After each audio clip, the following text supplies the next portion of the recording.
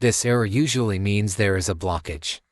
In the washing machine, you should check the filter at the pump, or the connecting hoses to it, the one that goes to the drain, or as in this case the one inside the washing machine. Put the washing machine on its back, and below you will see a thick black hose, D.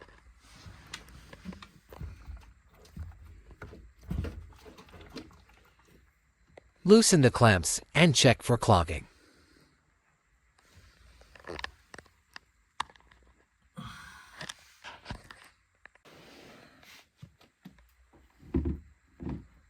Here is the problem.